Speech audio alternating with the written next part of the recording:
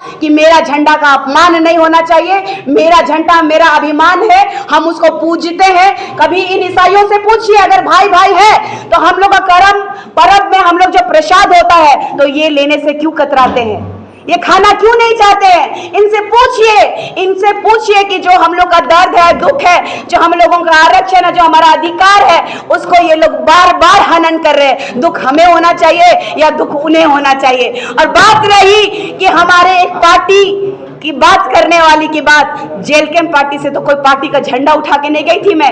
यही झारखंड में लोगों को दिग्भ्रमित किया जा रहा है। टाइगर जयराम महतो ही एक ऐसा आदमी है, ऐसा नेता है जो बेबाकी से बोलने की आजादी दिया है, और अगर मैं गलत होती तो मुझे तुरंत निकाल देते। और अभी भी बोल रही हूँ कि केंद्रीय अध्यक्ष महोदय, अगर मैं गलत हूँ कि अपने समाज, अपने हक और अपने अधिकार, अपनी रूढ़िवादी परंपरा, अपनी सभ्यता को बचाने के लिए अगर मैं नहीं लड़ूं तो आपकी पार्टी भी मैं छोड़ सकती हूँ। लेकिन मैं कांग्रेस में थी तो इसी सब नहीं बोल पाती थी इसी सबको, क्योंकि कांग्रेस ही मेन जड़ है जो कि कभी नहीं चाहा कि आदिवासी रूढ़िवादी परंपरा बच सके।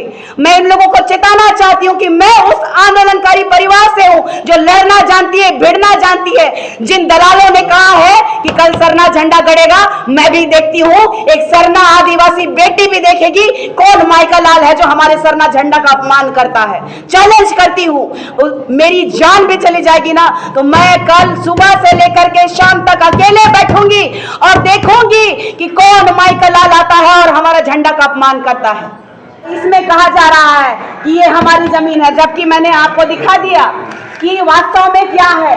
तो ये शर्म की बात है, शर्मसार करने वाली बात है। और जितने भी समाज के ठेकेदार कहलाने वाले जितने भी अगुआ वहां चढ़े हैं, चाहे विधायक हो, चाहे आपका एक जितने भी नेता लोग गए हैं, मैं उन लोगों से पूछना चाहती हूँ, चाहे गीता श्री जी क्यों ना हो, हम लोग बाबा पंकराज को रूढ़िवादी परंपरा के पूरक मानते हैं, उनको हम लोग आदर्श मानते हैं। बिना पक्ष जाने, बिना समझे वो राजनीति करने निकली हैं।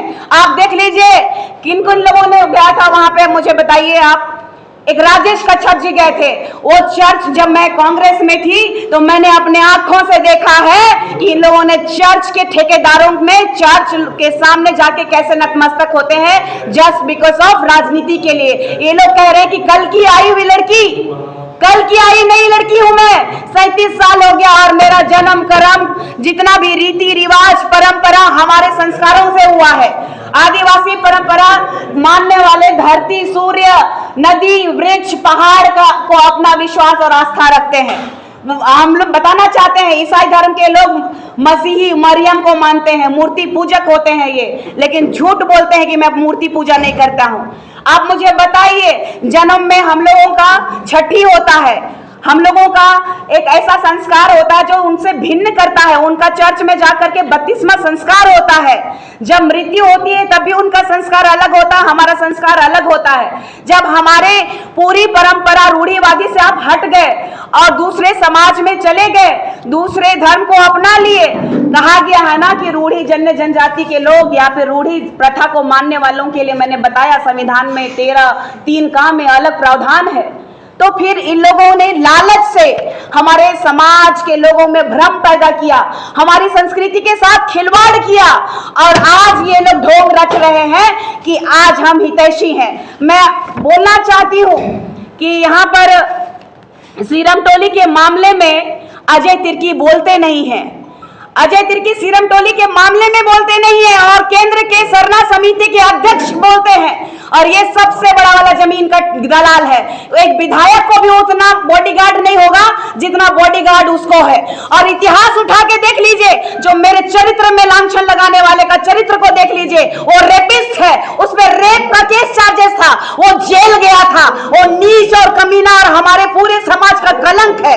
मैं वो ये बताना चाहती हूँ कि जब भारत के प्रधानमंत्री हमारे झारखंड में आए थे, माननीय नरेंद्र मोदी जी, आप देखिएगा कि मुझे लगता है कौन से इसमें आए हुए थे, 2007-8 की बात है। वो हमेशा लाइमलाइट में रहना चाहता है।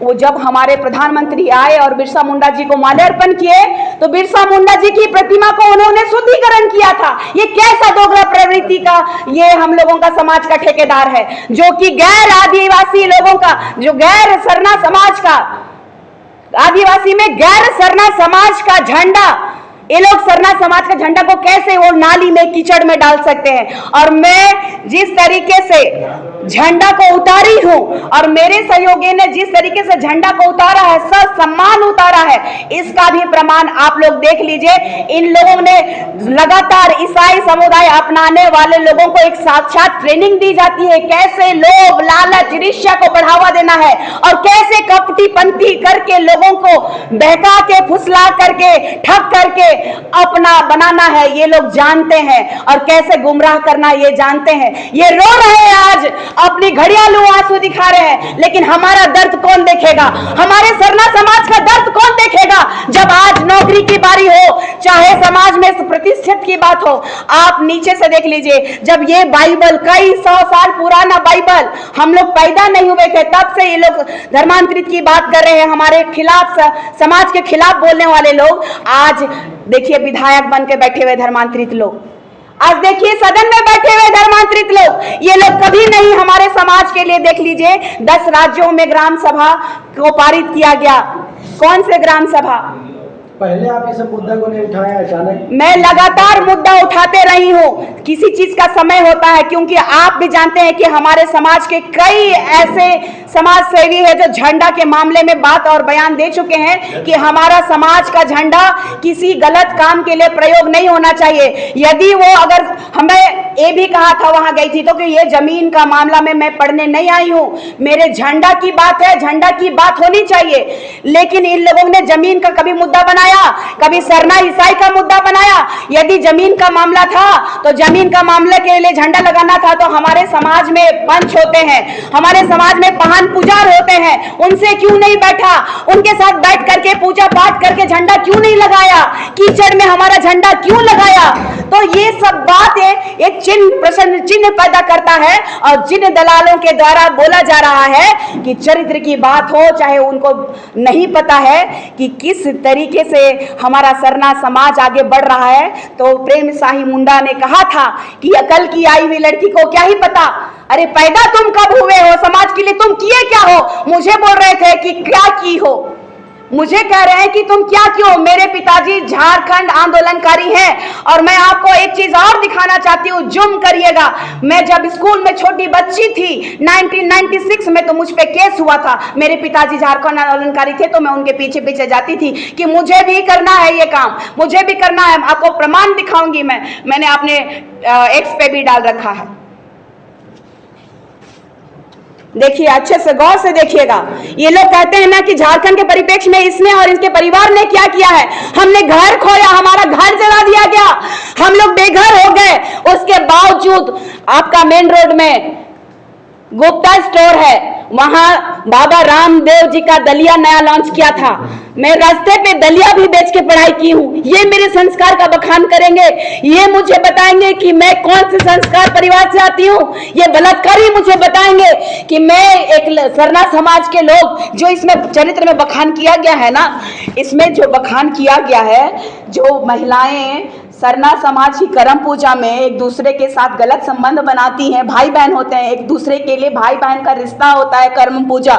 ये लोग कितनी गंदी तरीके से, कितनी गंदी मानसिकता है, क्रूर मानसिकता है इन लोगों की। मुझसे पूछते हैं कि तुम कभी दिखती हो मंदिर में, कभी दिखती हो मस्जिद में, कभी पूछिए इन लोगों से कि मैं हिंद पीढ़ी में कितना सेवा की हूँ। मेरे भी दोस्त यार लोग हैं, मेरे भी मित्र बंधुगण हैं, मैं समाज की सेविका हूँ, कभी मंदिर जाती हूँ, मस्जिद जाती हूँ, चर्च भी जाती हूँ। मेरे इनफैक्ट घर में भी धर्मांतरित लोग हैं। मुझे दुख होता है कि ईसाई धर्म इतनी हावी हो गई है कि मेरे घर में भी घुसे हैं, लेकिन हमें मेरे पूर्वजों ने ये संस्कार नहीं दिया कि अगर वो दूसरे धर्म को अपना लिए हैं तो उनके घर मत जाओ। उनके बच्चों के संस्कार हो, उनके दुख हो सुख हो, सभी जगह पहुंचती हूँ। अगर पहुंचती हो, समाज का काम करती हूँ, तो घर में भी जाने का मेरा दायित्व बनता है। अगर ऐसे में फोटो खींचा हुआ है और कई लोग मुझे अगर ट्रोल कर रहे हैं तो उन लोगों की भूल है। संविधान में अधिकार है कि किसी भी जगह हम जा सकते हैं, मुझे किसी ने रोका नहीं है, लेकिन मानना मैं हिंदू कॉलम में नहीं आती हूँ, ये ईसाई लोग का एक अलग कॉलम है। हम तो दर बदर भटक रहे हैं कि मेरा कॉलम दो। यही राजेश कच्छप से मैं पूछना चाहती हूँ कि 1961 की जनगणना में कांग्रेस की सरकार थी, तो ये कांग्रेस दोगली सरकार हमारा आदिवासी कॉलम क्यों हटा दिया? अगर हम सरना ईसाई भाई थे तो हम लोगों का एक आदिवासी कॉलम एक क्यों नहीं हुआ? ईसाई को कॉलम अलग क्यों दिया गया? जब जिस तरीके से मुसलमान माइनॉरिटी है ना, उसी तरीके से ईसाई भी माइनॉरिटी है, लेकिन इन लोगों को अभी तक में फादर, पादरी और चर्च गुमराह करते आए। इन लोगों को समझ में नहीं आ रहा है, इनको लगता है कि अभी भी हम आदिवासी हैं। आप लोगों को मालूम होगा 2017 में एक बिल पारित हुआ, धर्मांतरित बिल। राज्यपाल महामहिम द्रौपदी मुर्मू जी जब यहाँ पदस्थापित थी तो 2017 में धर्मांतरित बिल लागू किया गया। क्यों किया गया?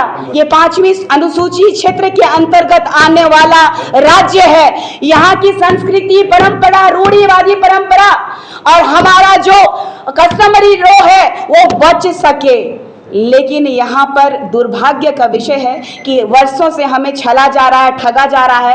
एक तरफ आप हम पे पत्थर चला रहे हैं और आप कहते हैं कि हम भाई भाई हैं।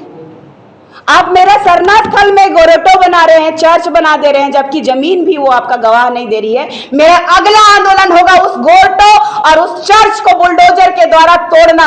इसीलिए मैंने ये पहला स्टेप उठाया कि मेरा झंडा का अपमान नहीं होना चाहिए। मेरा झंडा मेरा अभिमान है, हम उसको पूजते हैं। कभी इन ईसाइयों से पूछिए, अगर भाई भाई है तो हम लोग का कर्म परब में हम लोग जो प्रसाद होता है तो ये लेने से क्यों कतराते हैं? ये खाना क्यों नहीं चाहते हैं? इनसे पूछिए कि जो हम लोग का दर्द है, दुख है, जो हम लोगों का आरक्षण है, जो हमारा अधिकार है, उसको ये लोग बार बार हनन कर रहे हैं। दुख हमें होना चाहिए या दुख उन्हें होना चाहिए? और बात रही कि हमारे एक पार्टी की बात करने वाली की बात, जेल कैंप पार्टी से तो कोई पार्टी का झंडा उठा के नहीं गई थी मैं। यही झारखंड में लोगों को दिग्भ्रमित किया जा रहा है। टाइगर जयराम महतो ही एक ऐसा आदमी है, ऐसा नेता है जो बेबाकी से बोलने की आजादी दिया है। और अगर मैं गलत होती तो मुझे तुरंत निकाल देते। और अभी भी बोल रही हूँ कि केंद्रीय अध्यक्ष महोदय, अगर मैं गलत